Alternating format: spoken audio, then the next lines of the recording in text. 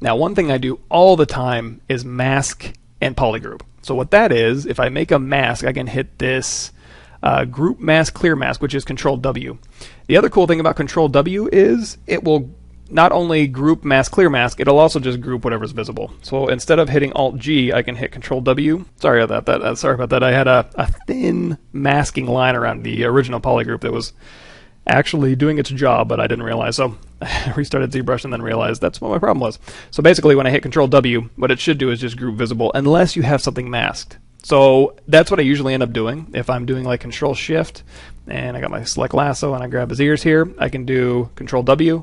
That just groups visible, as well as I can use the same hotkey if I want to go ahead and mask like the inside of the eyes, and then with that area masked, if I hit Control W now, it will mask this inside area, and then it will polygroup the masked area and then unmask, which is basically, if we go back to select rectangle, which under polygroups, this group mask, clear mask, that's basically what it's doing.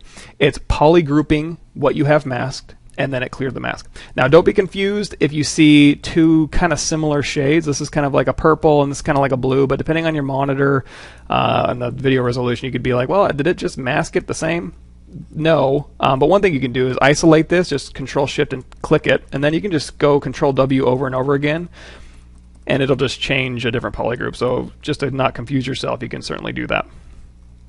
Same thing with these pieces back here. Two different ways you can do this now that we know how to do it. We can go into Mask Lasso, and we can mask this area back here, and then hit Control W, and that'll get those sections here. Or we can do it by visibility, which is Control Shift. Let's do Control Shift Visibility Lasso. And then since I know it's going to select some from the front, I'm going to go ahead and Control Shift, and then hold down Alt to get rid of those, and then Control W to polygroup those. So that's nice and useful.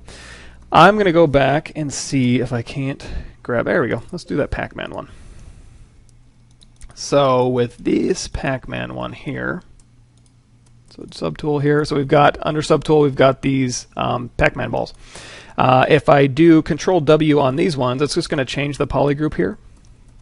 And however, if I go down to polygroup and I do auto groups, everything that's not vert welded is going to get its own polygroup. And so now what I can do is hold down Control Shift, and we'll do select rectangle. And now I can Control Shift tap any one of these, Control Shift drag to invert. And if I want to select every other one of these, I can very easily go Control Shift, Control drag to invert that, and then just tap. And that will add every other one to that selection. Then I can invert that all day long.